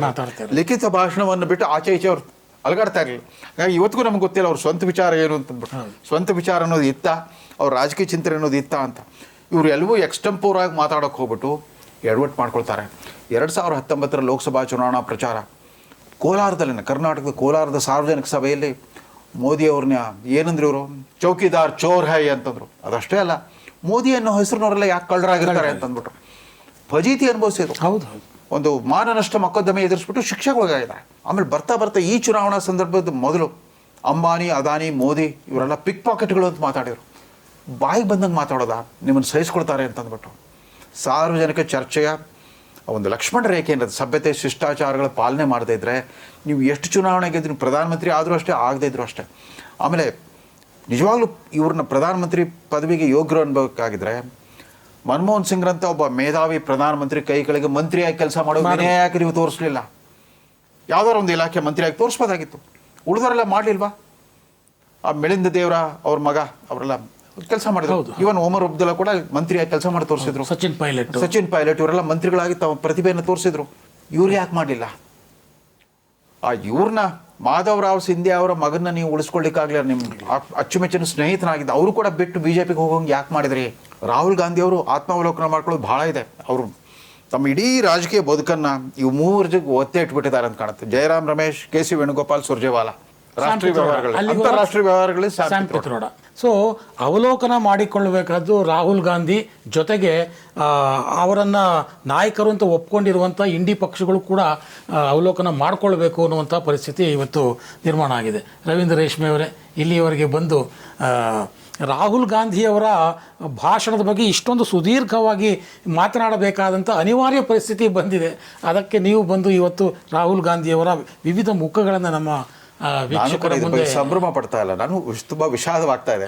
ನಾವು ಜವಾಹರ್ಲಾಲ್ ನೆಹರು ಮರಿಮೊಮ್ಮಗನ ಬಗ್ಗೆ ಈ ರೀತಿ ಮಾತಾಡಬೇಕಾಗಿ ಬಂತಲ್ಲ ಅಂತಂದ್ಬಿಟ್ಟು. ಯಾಕಂದರೆ ಜವಾಹರ್ಲಾಲ್ ನೆಹರು ಅವರ ಟ್ರಿಸ್ಟ್ ವಿತ್ ಡೆಸ್ಟಿನಿ ಭಾಷಣ ಅದು ಚರಿತ್ರಾರ್ಹವಾಗಿದೆ. ಸ್ವಾತಂತ್ರ್ಯ ಬರೋ ಸಂದರ್ಭದಲ್ಲಿ ಗಡಿಯಾರದ ಮುಳ್ಳು ಮಧ್ಯರಾತ್ರಿಯನ್ನು ತೋರಿಸ್ತಾ ಇರುವಾಗ, ಇಡೀ ಪ್ರಪಂಚವೇ ಮಲಗಿರುವಾಗ ಭಾರತ ಸ್ವಾತಂತ್ರ್ಯ ಮತ್ತು ನವಚೈತನ್ಯದೊಂದಿಗೆ ಎಚ್ಚರಗೊಳ್ಳುತ್ತದೆ ಅನ್ನೋ ಮಾತುಗಳು ಇವತ್ತು ರಿಂಗಣಿಸ್ತಾ ಇದ್ದಾವೆ. ಬಟ್ ಅವರ ಮರಿಮೊಮ್ಮಗನ ಮಾತುಗಳು ಆತಂಕ ಮೂಡಿಸ್ತವೆ. ರಾಹುಲ್ ಗಾಂಧಿಯವರ ವಿವಿಧ ಮುಖಗಳನ್ನು, ಅವರ ಮಾತುಗಳನ್ನು ವಿವಿಧ ಆಯಾಮಗಳಲ್ಲಿ ನೋಡುವಂಥ ಪ್ರಯತ್ನವನ್ನು ನಾವು ಮಾಡಿದ್ದೀವಿ. ರವೀಂದ್ರ ರೇಷ್ಮೆ ಅವರು ಅವರ ಅನುಭವದ ಮುಖಾಂತರ ಆ ಎಲ್ಲ ಮುಖಗಳನ್ನು ನಿಮ್ಮ ಮುಂದೆ ತೆರೆದಿಟ್ಟಿದ್ದಾರೆ. ಮತ್ತೊಂದು ವಿಷಯದೊಂದಿಗೆ ಮತ್ತೊಮ್ಮೆ ನಿಮ್ಮ ಮುಂದೆ ಬರ್ತೀವಿ ಅಂತ ಹೇಳ್ತಾ ಈ ಕಾರ್ಯಕ್ರಮವನ್ನು ಮುಗಿಸ್ತಾ ಇದ್ದೀನಿ. ನಮಸ್ಕಾರ.